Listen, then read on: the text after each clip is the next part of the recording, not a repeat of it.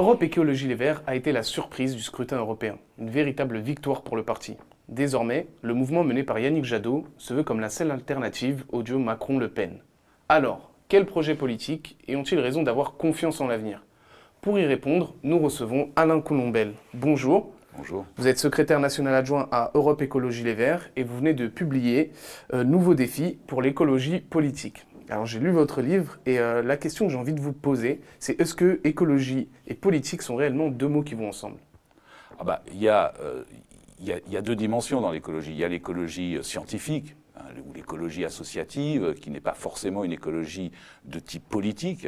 Et puis il y a ce que nous défendons au sein de notre parti Europe Écologie Les Verts, qui est une écologie politique, c'est-à-dire une écologie qui se coltine, j'allais dire, le rapport aux institutions. Ce qui n'est pas toujours le cas à la fois dans l'écologie scientifique, on le voit bien dans les appels des scientifiques sur le climat, sur le réchauffement climatique, etc., qui, je dirais, donnent des conseils ou des prévisions sur l'évolution du climat, des températures, de la hausse des gaz à effet de serre, etc., qui nous alertent aussi sur l'extinction des espèces, sur l'extinction de la biodiversité.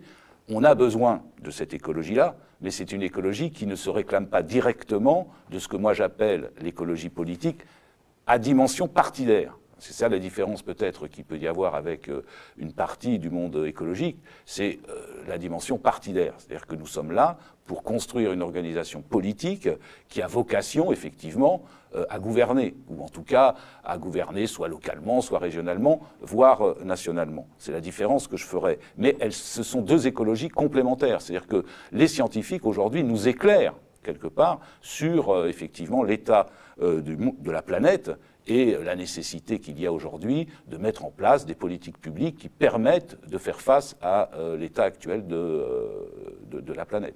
On a tous vu Nicolas Hulot, qui était ministre de l'écologie, qui a démissionné à la radio en direct et qui a dit « Je ne peux rien faire face au lobby ». Ça, vous dites quoi? Est-ce que vraiment Europe Écologie Les Verts peut se confronter face aux institutions? Dans le rapport de force interne au gouvernement Macron, il est certain que Nicolas Hulot, se retrouvant quasiment seul à défendre les positions qu'il défend, ne pouvait pas objectivement faire face effectivement à la fois au poids des lobbies, mais c'est plus que ça. C'est pas le poids des lobbies uniquement qui est en jeu dans l'affaire Hulot, c'est, je dirais, le fonctionnement du capitalisme qui empêche toute progression des thèses écologistes dans un gouvernement qui est principalement mené, piloté par des gens qui se réclament et du capitalisme et du néolibéralisme. Il y a des incompatibilités, je dirais, franches entre cette approche néolibérale de l'économie et de la société et le projet écologique que nous défendons. Donc il n'est pas étonnant que Nicolas Hulot, se trouvant dans cette situation marginalisée, marginale, sinon évidemment les pétitions de principe de Macron sur la nécessité de faire face au dérèglement climatique, etc. Tout ça, ce sont des bobards, des discours. En réalité, Nicolas Hulot s'est confronté à une logique structurelle du gouvernement, et à l'intérieur de cette logique, lobby ou pas lobby, il ne pouvait pas effectivement défendre les thèses qu'il avait envie de défendre et que nous défendons, nous, au sein d'Europe Écologie Les Verts. Alors, ce que je veux dire aussi, c'est qu'il y a la nécessité, si demain Europe Écologie Les Verts a des responsabilités au niveau national en particulier, de construire des rapports de force en interne du gouvernement et de la société qui permettent des avancées significatives au niveau de l'écologie. Alors, Daniel Cohn-Bendit, Pascal Canfin et puis surtout François de Rugy. Alors, comment expliquez-vous qu'il y ait tant de personnalités d'Europe Écologie Les Verts qui passent chez La République En Marche? Écoutez, d'abord, les sorties de Canfin, les sorties de Rugy datent d'il y a déjà un moment. C'est-à-dire qu'on n'est plus dans cette actualité-là. Aujourd'hui, Europe Écologie Les Verts est piloté par un bureau exécutif qui défend les mêmes orientations et qui n'a absolument aucune passerelle possible, qui ne défend aucune passerelle possible entre La République En Marche et Europe Écologie Les Verts. Ce sont des parcours, j'allais dire, individuels, qui ont conduit ces différentes personnes à sortir d'Europe Écologie Les Verts à un moment où ils pensaient que notre outil n'était plus utile à la cause écologique. Or, aujourd'hui, on voit bien, avec les résultats de ces européennes, qu'il y a encore une partie, en tout cas de l'électorat, qui nous fait confiance pour défendre une écologie, je dirais, une écologie radicale, c'est-à-dire une écologie qui transforme véritablement la société, qui transforme les rapports de force en interne de cette société. Moi, je dirais que depuis 2-3 ans, c'est-à-dire depuis le moment où la nouvelle majorité a pris la direction d'Europe Écologie Les Verts, cette situation de personnes qui sortent d'Europe Écologie Les Verts n'est plus d'actualité. Alors vous l'avez dit, hein, il y a une partie de la population qui a décidé de vous faire confiance sur les européennes. Aujourd'hui, quels seraient les chantiers d'Europe Écologie Les Verts dans l'Union européenne ? Dans l'Union européenne, ils sont nombreux. Ça a été tout le contenu de la campagne des européennes qui a démontré qu'il y avait un certain nombre de chantiers à ouvrir, que ce soit au niveau du fonctionnement de l'institution elle-même, au niveau des contenus de la Commission européenne et du Parlement européen, que ce soit dans la lutte contre le réchauffement climatique, dans les ressources, dans les énergies renouvelables, dans un autre aménagement, dans les mobilités. Mais comment on fait ? C'est ça la question. On fait ça au sein des institutions qui existent, c'est-à-dire à la fois le Parlement européen. Vous savez qu'actuellement, il y a des négociations en cours avec les différentes formations politiques qui composent aujourd'hui l'échiquier de l'Assemblée européenne pour construire une feuille de route. Et c'est le projet et cette feuille de route qui dicteront les politiques européennes dans les 5 années à venir, que ce soit au niveau, par exemple, de la nouvelle politique agricole commune, ou que ce soit au niveau des mobilités, des efforts d'investissement en matière de transition écologique. Tous ces éléments-là font partie des négociations actuellement en cours et qui construiront une feuille de route. Alors, il n'est pas certain que nous, en tant que groupe vert au Parlement européen, on soit, satisfait du contenu de cette feuille de route, mais c'est un élément de la discussion. Mais nous avons toujours dit qu'à moyen terme, il fallait aussi réviser les traités qui lient les pays au sein de l'Europe, afin effectivement de rendre possible des transformations plus profondes du fonctionnement européen.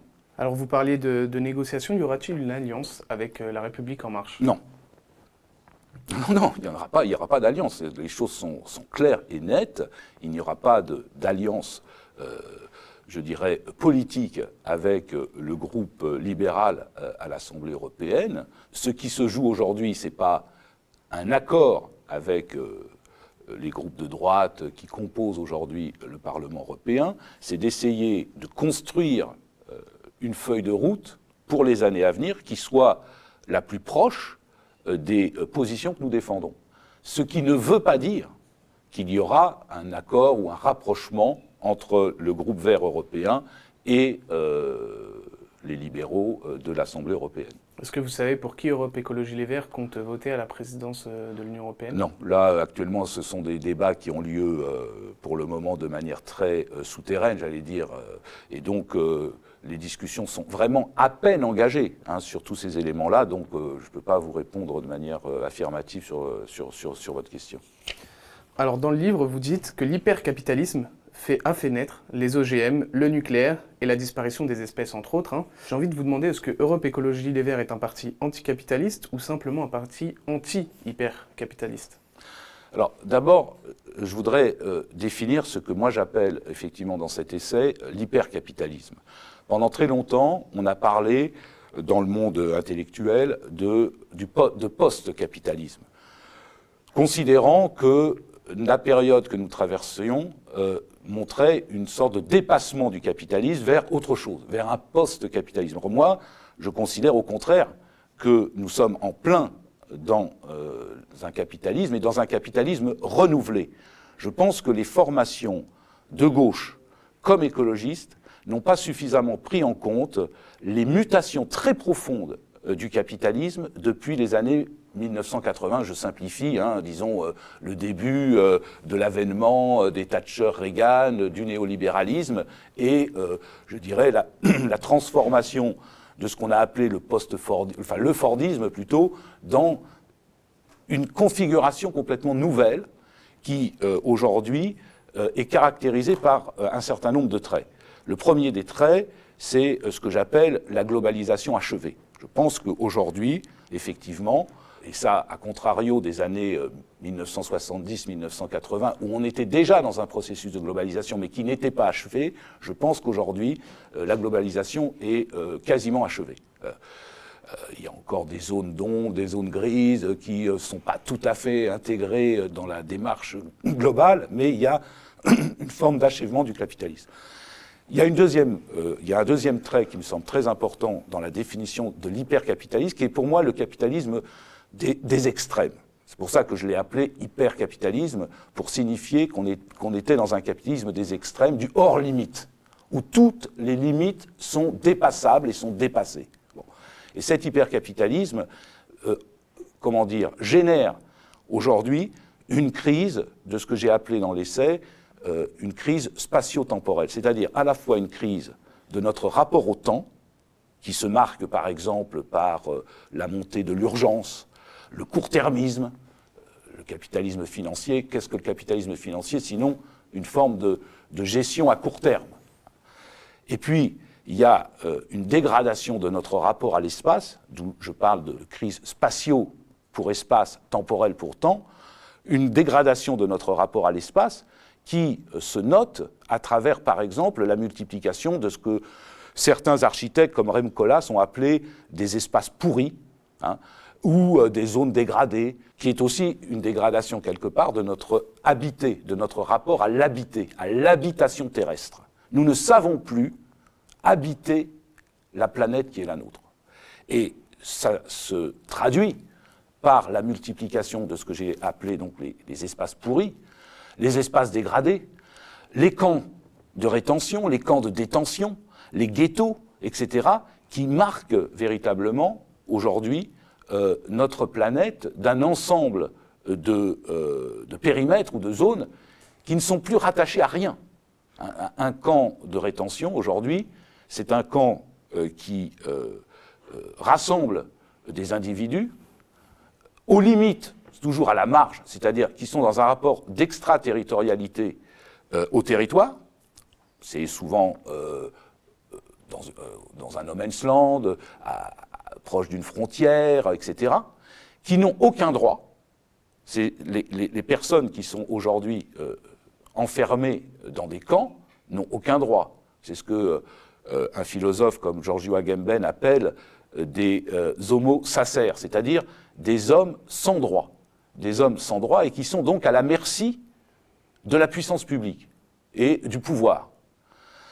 Donc ça deuxième, je dirais, caractéristique de ce que j'appelle l'hypercapitalisme. Et puis il y a d'autres caractéristiques, c'est la dégradation de notre rapport au travail, c'est la paupérisation d'une partie de la population, c'est la multiplication des difficultés en matière économique, les ressources planétaires qui sont dilapidées, etc., etc. J'insiste beaucoup aussi sur la place que prend l'image dans nos sociétés, parce que ce rapport aujourd'hui à l'image déconstruit quelque part notre rapport au monde, en construisant une réalité parallèle à la réalité réelle, j'allais dire, ou à la réalité que chacun d'entre nous peut vivre au quotidien. Il y a une forme d'écran qui vient s'interposer entre ce que l'on vit en termes d'individus et ce qui se déroule, je dirais, à travers les images. Donc tous ces éléments-là, je dirais, dessinent un nouveau capitalisme, et je pense qu'on ne prend pas au niveau de nos organisations politiques, c'est pour ça que j'ai fait cet essai. C'est parce que je pense qu'il y a un certain nombre de thématiques que les organisations politiques de transformation, que ce soit celles qui se réclament de la gauche ou celles qui se réclament de l'écologie politique, ne prennent pas suffisamment en compte dans leur analyse de la situation présente. Mais d'où ma question, alors est-ce que vous êtes anticapitaliste ou simplement anti-hypercapitaliste ? Je dirais que la question, enfin, ou la définition, je dirais, est à peu près la même. C'est-à-dire qu'on est anti quelque chose qui, aujourd'hui, s'élabore à la marge ou à la limite du capitalisme.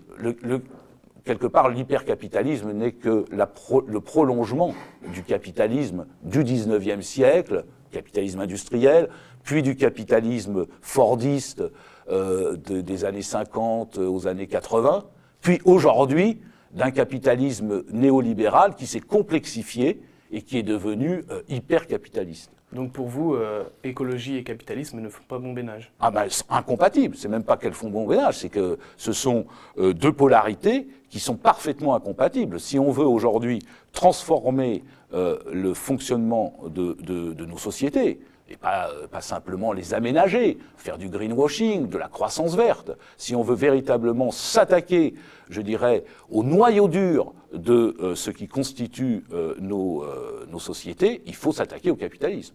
Mais est-ce que Europe Écologie Les Verts, tout le monde partage votre avis? Il y a des nuances. Il y a des nuances. Certains considèrent que notre rapport à la société est surtout marqué par le productivisme et le consumérisme. Donc, plutôt que de parler de lutte contre le capitalisme, ils vont parler de lutte contre le productivisme et le consumérisme. Moi, je vais un peu plus loin. Je pense que le productivisme et le consumérisme sont des produits du capitalisme, quand d'autres considèrent que le capitalisme est un produit du productivisme et du consumérisme. On renverse un peu la donne, mais je pense très important de replacer la question du capitalisme et du capital dans la construction d'un projet écologiste durable. Et aujourd'hui, quelle est la ligne majoritaire au parti? La vôtre ou bien celle qui croit encore qu'il est possible d'allier écologie et capitalisme? Non, je ne pense pas que personne ne défende au sein d'Europe Écologie Les Verts la possibilité de rendre compatible notre projet politique avec le capitalisme. Il y a eu des déclarations quand même de Yannick Jadot qui laissaient penser ça. Il y a eu des déclarations maladroites sur l'économie de marché. J'imagine que c'est à cela que vous faites référence, entre autres. Je pense que c'est une expression de sa part qui a été mal comprise de la part de l'opinion publique ou de la part des médias. Parce que, aujourd'hui, qui pourrait se revendiquer véritablement d'un refus du marché? Le marché, c'est un espace de régulation des échanges. Bon, donc, c'est pas non plus, je dirais, un outil dont il faudrait totalement se séparer. Simplement, ce que nous défendons, c'est qu'à côté de l'économie de marché, il y a d'autres espaces d'échange et d'économie qui peuvent se construire sur d'autres outils que l'économie de marché. La question là qui me vient, c'est est-ce que pour vous, on peut mener une politique écologique et à la fois sociale? Bien sûr, c'est même indispensable. Tout le mouvement des Gilets jaunes, qui n'est toujours pas terminé, mais qui perdure depuis plusieurs mois, montre au contraire la nécessité de concilier et de combiner la justice environnementale, parce que là aussi, vous le savez bien, ceux qui souffrent le plus aujourd'hui des méfaits de la crise climatique, de la dégradation de l'environnement, sont souvent les classes populaires. Donc il y a pour eux même une nécessité de construire une meilleure justice environnementale. Mais la justice environnementale ne peut être acceptable pour une partie de la population, et en particulier des plus démunis, des classes populaires, etc., que si elle s'accompagne de la justice sociale. Donc pour nous, il n'y a absolument aucune ambiguïté. Justice environnementale et justice sociale doivent marcher ensemble. Et on l'a vu avec la question de la taxe carbone.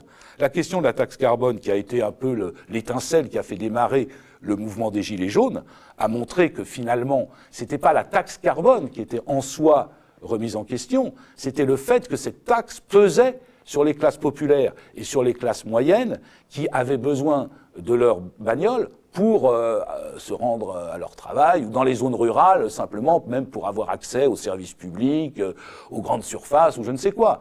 Mais quand on interrogeait durant cette période, les Gilets jaunes, personne des Gilets jaunes ne vous disait qu'ils se foutaient de la question climatique, de la question environnementale. D'ailleurs, les sondages, enfin plutôt les enquêtes qui ont été faites post-électorales et post-européennes montrent qu'une partie des Gilets jaunes s'est reportée sur la liste de Yannick Jadot et d'Europe Écologie Les Verts. Ce qui montre bien qu'il n'y a pas une fracture fondamentale entre les mouvements populaires qui réclament plus de justice sociale et nous qui réclamions à la fois une complémentarité entre justice fiscale, justice sociale et justice environnementale. On l'a vu, Europe Écologie Les Verts avait décidé de mener cette campagne européenne seule. Alors pourquoi vous ne vous êtes pas allié à d'autres formations, notamment de gauche, qui proposaient eux aussi un programme écologique? Bon, d'abord parce que on a considéré que le scrutin spécifique des européennes était un scrutin qui nous permettait de présenter en tant que tel notre projet écologiste. C'est un scrutin à la proportionnelle, à un tour. C'est véritablement un scrutin très très très différent de ce que nous connaissons en France avec le scrutin parlementaire ou le scrutin présidentiel, qui sont des scrutins majoritaires et à deux tours. Bon. Donc ça, c'est une première chose. La deuxième chose, c'est que nous avons rencontré en amont de la campagne des européennes un certain nombre de formations, mais jamais du côté de la gauche politique, on a senti une véritable une véritable conviction que la matrice du projet que nous avions à défendre pour les élections européennes était la matrice écologique. C'est-à-dire qu'il y a pour nous la nécessité, et c'est sans doute un des enjeux dans les mois qui viennent au niveau de nos résultats des européennes, que de faire entendre à l'ensemble des formations qui composent l'échiquier des forces progressistes en France, gauche, PC, une partie de la France insoumise, Génération S, etc., que ce qui doit devenir la matrice programmatique dans les années à venir pour les élections futures, municipales, régionales et nationales, doit être la matrice écolo. Ça ne veut pas dire, attention, il faut que je sois clair là-dessus, parce que ça ne veut pas dire que on demanderait à l'ensemble des forces dites de gauche de se rassembler autour d'Europe Écologie Les Verts. Je pense qu'il y a la nécessité de combiner, de concilier deux choses aujourd'hui, dans l'époque que nous traversons. D'abord, de construire le projet. Je dirais que Yannick Jadot a toujours dit « Moi, je suis cohérent, ce qui m'importe, c'est la construction du projet politique ». Je pense que notre projet politique, c'est un projet que nous défendons avec des évolutions depuis 20 ou 30 ans. Bien entendu, notre projet d'il y a 20 ans n'est pas le même que tout à fait que celui d'aujourd'hui. Mais on est la force politique qui, il y a 20 ou 30 ans, nous avait alerté la population, l'opinion publique, de la nécessité aujourd'hui de prendre en compte un certain nombre de dimensions qui n'étaient pas du tout prises en compte par la gauche et les forces progressistes il y a encore 20 ans. Que ce soit le réchauffement climatique, que ce soit la perte de la biodiversité, que ce soit la montée des océans, que ce soit la perte de la glace aux deux pôles, etc., etc. Donc ce sont des éléments que nous, on a mis à contribution dans le débat public il y a maintenant plus de 20 ans. Bon. Aujourd'hui, on constate, et c'est tant mieux, qu'une partie des forces dites progressistes, des forces de gauche, ont compris la nécessité d'intégrer à leur logiciel politique une partie de ce que nous défendons au niveau d'Europe Écologie Les Verts. Et je répète, c'est tant mieux. C'est pour ça que moi je pense que le deuxième maillon, à côté du projet politique, c'est le maillon de la construction d'un rassemblement politique autour du projet. Ça ne veut pas dire, je répète, autour d'Europe Écologie Les Verts. Notre formation, elle est amenée aujourd'hui à se transformer dans les mois qui viennent. Nous ne souhaitons pas aujourd'hui garder l'outil Europe Écologie Les Verts tel qu'il existe à l'heure actuelle.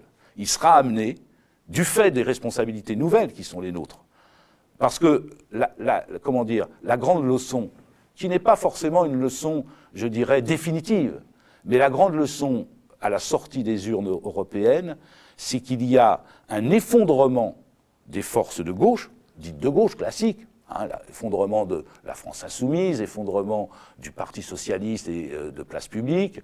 Je ne parle pas de la marginalisation qui était déjà en cours depuis un moment du Parti communiste français, de Génération S, qui n'a pas réussi le défi qu'il s'était donné. Et à côté de cet effondrement, il y a une force politique qui est en train d'émerger autour de l'écologie politique. Aujourd'hui, c'est porté par Europe Écologie Les Verts. De gauche ou pas? Bien sûr, elle est de gauche, elle est forcément de gauche, même si d'autres peuvent nuancer ce que je peux dire aujourd'hui. Je pense qu'il y a nécessité, comme je l'ai dit tout à l'heure, justice sociale et justice environnementale sont conciliables et sont nécessairement complémentaires. Donc il faut qu'on travaille sur ces deux piliers. Et les deux piliers, c'est, je répète, le projet et aussi la volonté d'ouverture, c'est-à-dire la nécessité pour la période qui vient de nous ouvrir à d'autres composantes de l'échiquier politique à gauche. Bon. Voilà, donc je pense que ça c'est le défi que nous avons. Je dirais que nous ne souhaitons pas nous mettre dans une position hégémonique. Ce n'est pas du tout la manière dont on perçoit aujourd'hui la situation. Il ne s'agit pas de nous mettre dans une position hégémonique, mais il s'agit néanmoins de défendre un projet politique qui est celui de l'écologie et que nous ne souhaitons pas édulcorer par des combinations avec d'autres formations politiques. Je pense que chacun doit avoir à l'esprit que nous avons un défi considérable dans les 3 ans qui viennent. C'est d'éviter qu'à la prochaine élection présidentielle, on ait à nouveau un binôme Macron-Le Pen qui structure le second tour des élections présidentielles. Je pense que le fascisme, ou le néofascisme, comme on voudra, est un danger considérable pour notre pays. On le voit aussi en Europe, avec la montée des forces dites populistes, de droite, etc., etc. Bon, en tout cas, la montée de ce qu'on appelle les démocraties illibérales, c'est le terme qui est employé aujourd'hui par les politistes, il y a un véritable danger que l'extrême droite l'emporte dans les élections présidentielles dans 3 ans. Alors si nous, les forces dites progressistes, qui avons des projets sans doute avec des divergences, des différences, mais qui partageons peut-être un socle de 80% de propositions, on n'est pas capable de discuter, de proposer ensemble, de prendre des initiatives et de construire un pôle progressiste capable de l'emporter aux élections présidentielles, je pense que ça voudrait quelque part dire de la part de nos responsables politiques qui sont à la fois totalement immatures et totalement irresponsables. Un pôle progressiste mené par Europe Écologie Les Verts, donc. Tout cela est à voir. C'est pas, la question, elle n'est pas partidaire. C'est pas Europe Écologie Les Verts en tant que telle qui importe aujourd'hui. Il faut se débarrasser du fétichisme des partis. Je pense que Europe Écologie Les Verts est un outil qui existe aujourd'hui, comme il existe d'autres outils, la France Insoumise, Génération, même s'ils font que 3%, ils existent, ils ont un outil politique, organisationnel, ils ont des militants, ils ont une direction, bon, tout ça existe.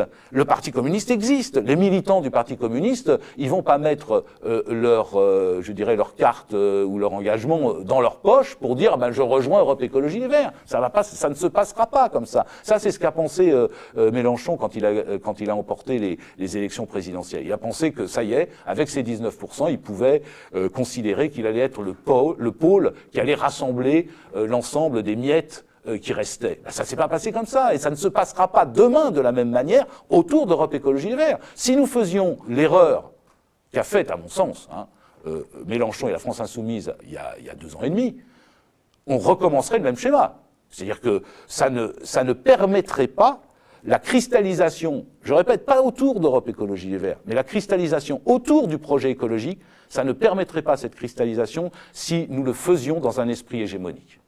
En gros, rejoignez-nous. Quelle est la priorité écologique selon vous? Il y en a énormément de priorités écologiques. Et si demain, vous deviez en appliquer tout de suite, vous appliqueriez laquelle? Non, je pense qu'on ne peut pas présenter les choses de cette manière unique. Il y a bien des chantiers qui sont prioritaires par rapport à d'autres. Par exemple, je ne sais pas moi, la disparition des espèces, le réchauffement climatique. Bien sûr, ça ce sont des chantiers en termes d'objectifs. Il faut réduire notre émission de gaz à effet de serre, il faut réduire la perte de la biodiversité, etc. Il faut réduire la perte des ressources halieutiques, etc., etc. Donc ça, ce sont les objectifs qu'on doit s'assigner, que nous nous assignons au sein d'Europe Écologie Les Verts et au sein de la mouvance écolo, parce qu'on n'est pas les seuls, quelque part, à porter ces missions, enfin ces objectifs-là. Vous pensez vraiment que c'est possible ? Bien sûr, sinon on ne ferait plus de politique. Je veux dire, le monde court à la catastrophe aujourd'hui. Il faut qu'on en ait tous conscience. Ça c'est les scientifiques qui le disent. On parlait tout à l'heure de l'écologie scientifique. Quand on lit les rapports de certains scientifiques autour de la COP, etc., ils nous montrent qu'on a aujourd'hui non plus 20 ou 30 ans. Quelquefois, on nous donnait comme horizon 2050. Aujourd'hui, c'est pas 2050 l'horizon. Il faut véritablement et de toute urgence modifier radicalement les politiques publiques parce que nous n'avons plus qu'une dizaine d'années pour rectifier, pour faire bifurquer nos systèmes et rendre la Terre à nouveau habitable. On est aujourd'hui dans une pente où la Terre est devenue progressivement inhabitable. Vous le savez bien, il y a des pans entiers aujourd'hui de notre planète qui sont devenus inhabitables, soit parce qu'il n'y a plus de ressources en eau. On parlait encore dernièrement, là, il y a 2 jours, de la sécheresse qui sévit en Inde. Vous avez suivi sans doute cette actualité-là. Aujourd'hui, il y a une partie de l'Inde qui subit une sécheresse jamais observée par ailleurs, qui fait qu'aujourd'hui, des millions d'individus n'ont plus de ressources en eau suffisantes pour vivre de manière digne. Parce que l'objectif que nous devons nous tous assigner, c'est pour ça que moi aussi je fais un appel à la gauche, en tout cas à la gauche progressiste, à celle qui veut s'attaquer de front avec effectivement les enjeux du moment, crise climatique, je leur fais un appel pour qu'on travaille ensemble à la construction de ce projet et qu'on travaille ensemble à des perspectives permettant une alternative au libéralisme. Le libéralisme, aujourd'hui, le capitalisme et le libéralisme sont des options mortifères pour notre planète et pour les individus qui vivent sur cette planète. Si on n'a pas conscience de cet enjeu-là et de la nécessité pour nous de travailler ensemble à construire une alternative qui évitera, je pense que on n'évitera pas la catastrophe, je dirais, mais ce qu'on doit essayer de construire aujourd'hui, c'est des outils nous permettant de résister aux effets les plus, je dirais, négatifs de la catastrophe à venir. Et c'est à cela qu'on doit s'atteler. C'est pour ça que nous tenons au projet politique, au projet écologique politique. Je ne pense pas aujourd'hui que dans une partie des forces dites progressistes, il y ait une véritable conscience, je ne dis pas de tous, je dis une partie, que je me fasse bien comprendre, mais qu'il y ait une véritable conscience de l'urgence de la situation. Et c'est face à cette urgence que nous, on veut construire quelque chose de plus fort que nous, c'est-à-dire de plus fort qu'Europe Écologie Les Verts, et qui permette, dans les municipales à venir, dans 1 an, même pas, dans les régionales à venir, et ensuite dans les élections nationales, de permettre d'offrir aux Français une option alternative à l'extrême droite et au libéralisme sauce Macron. Alors pour terminer, j'aimerais juste revenir sur un passage du livre qui, moi, m'a plutôt marqué. J'aimerais vous faire réagir dessus. Alors vous dites « Nous sortons de notre passé militant, comme de ces figures imposées, ni marxistes, ni écologistes, ni socialistes, ni petite gauche, ni nouvelle gauche, ni gauche de gauche, mais le passage de l'un à l'autre et de l'un dans l'autre. Nous sommes le mélange d'essence et la déconstruction de tous les paradigmes. Aucun courant, aucune sensibilité ne saurait nous représenter puisque nous revendiquons un usage excessif de la sensibilité. Contre les pactes majoritaires et les rapports de force, nous portons notre vulnérabilité comme une orientation, une ligne parmi d'autres. Nous sommes sensibles et réceptifs parce que nous savons que politique et esthétique sont indissolublement liés. Nos émotions sont un programme, notre fragilité un argument. Alors qu'est-ce que vous voulez dire par là ? C'est un peu provocateur de ma part. Moi, je suis pour construire. C'est Nietzsche qui disait, le philosophe, il disait « Malheur à moi, je suis nuance. Je suis nuance. » Je pense nécessaire aujourd'hui de travailler dans la nuance entre les forces que nous avons envie de faire travailler ensemble. Tant que nous resterons sur des schémas du type rapport de force, du type eux et nous, du type le mal et le bien, etc., tant que nous serons dans des constructions binaires qui rejettent une partie des arguments de l'autre à la marge, nous ne pourrons pas effectivement construire ce que moi je souhaite construire.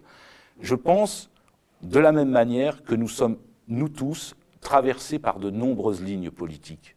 On n'est pas, je le dis souvent à mes amis du bureau exécutif et à mes amis d'Europe Écologie Les Verts, je dis moi, je me sens écologiste et de gauche. Je me sens de gauche et écologiste. Tout cela se croise en moi. Et en chacun d'entre nous, on a plusieurs pôles qui nous traversent, ce que j'appelle des lignes de fuite. C'est-à-dire, on a des lignes qui vont plutôt pencher vers une forme de conservatisme.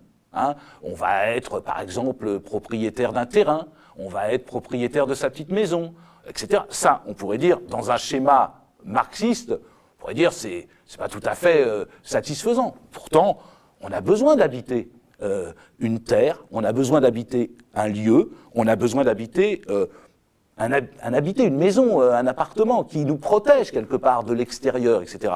Donc il y a des pôles multiples qui nous traversent les uns et les autres. Et moi, ce que je souhaitais dire dans la conclusion, effectivement, de cet ouvrage, de manière un peu provocatrice, parce que je pense que c'est bon aussi dans un essai de se laisser aller à des formes d'expression, soit poétiques, un peu littéraires, etc. Je pense qu'il faut qu'on soit capable de garder la multitude qui nous traverse. On est composé d'une multitude d'options, qui se réclament, enfin qui pourraient pencher soit sur un pôle plutôt que l'autre, etc. Et tout ça compose une identité. On n'a pas une langue, on a plusieurs langues.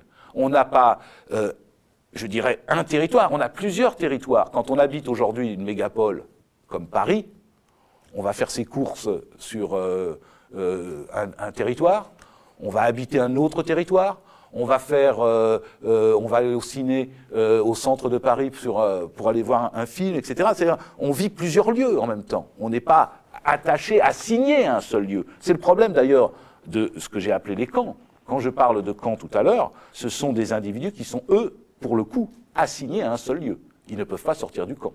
Ou les Mexicains, ils ne peuvent pas sortir du Mexique et il y a un mur infranchissable aujourd'hui entre les États-Unis et le Mexique. Donc ils ne peuvent pas se déplacer, etc. Donc il y a une partie de la population qui est assignée à des lieux spécifiques. Mais nous, qui vivons encore dans des démocraties plus ou moins affaiblies, je dirais, on a encore la possibilité de vivre plusieurs lieux, plusieurs espaces, plusieurs territoires. Et de la même manière, au niveau idéologique, on puise les uns et les autres dans des constructions théoriques différentes. On va lire du Marx, mais aussi on pourra lire, je ne sais pas moi, du Bourdieu, ou du Illich, ou du Gors, ou du je ne sais pas quoi. C'est-à-dire qu'on est composé aussi d'une multitude de facettes qui, quelque part, font notre identité. Et je pense que l'erreur politique qu'il ne faut pas faire dans les mois qui viennent, c'est, je dirais, d'ajouter aux incompréhensions qui peuvent exister entre les uns et les autres. On avait posé des questions sur l'écologie tout à l'heure, est-elle anticapitaliste, pas anticapitaliste? Pour moi, c'est tellement réglé que je comprends même pas la question, si vous voulez. Mais ça veut dire que quelque part, il y a des incompréhensions qui sont nées peut-être de paroles malheureuses, de comportements politiques ambigus, etc., etc. Bon, mais il faut qu'on arrive à démêler l'ensemble des nœuds qui nous composent pour faire avec l'autre. Je dirais, l'enjeu principal dans les années à venir, c'est de faire avec l'autre et son altérité, c'est-à-dire avec ce qui ne nous ressemble pas. Le militant de la France insoumise ne ressemble pas aux militants d'Europe Écologie Les Verts. Et chacun se regarde de manière énigmatique, qu'est-ce que c'est que celui-là, etc. Et puis, il faut se parler. Avec des amis, on a lancé hier une tribune qui est parue dans Libération sur la nécessité qu'on a appelée Convergeons, pour répéter cela. C'est-à-dire pour dire, grosso modo, qu'on a besoin aujourd'hui de se parler sans, je dirais, a priori respectif. Commençons déjà ce chemin-là. C'est, je pense, absolument nécessaire dans les mois qui viennent de commencer ce chemin-là. Commencer à se parler des éléments qui composent la multitude de l'échiquier politique à gauche, on va dire à gauche écolo, des forces progressistes. Il faut commencer à se parler pour pouvoir cheminer dans les années à venir ensemble. Ce sera le mot de la fin. Merci Alain Coulombelle d'être venu répondre à nos questions. Alors je rappelle donc votre livre « De nouveaux défis pour l'écologie politique » aux éditions Utopia. Merci à vous. À très bientôt.